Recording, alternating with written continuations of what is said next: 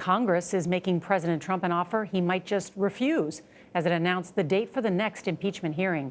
Paula Reid is at the White House with the new details. Clerk will report. Calling it a new phase in the impeachment inquiry, a top House Democrat is inviting President Trump to testify next week in his own defense.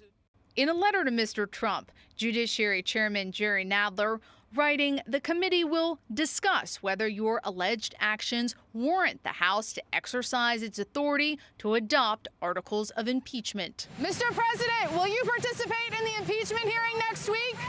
Mr. Trump didn't answer, but he's repeatedly attacked the probe as unfair because he's been unable to defend himself. Tennessee Democrat Stephen Cohen doesn't think the president will show up.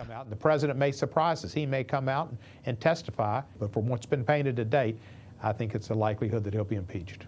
The president insists that Americans don't support impeachment. Based on the poll numbers, the people of this country aren't buying it. But new polls show support for and against impeachment has remained steady since October.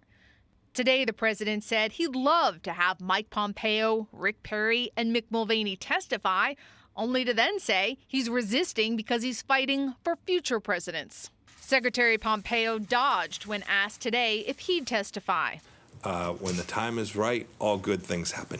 This as former National Security Advisor John Bolton says he has no plans, for now, to testify, despite a court ruling last night that rejected efforts of another top aide, Don McGahn, to avoid testimony.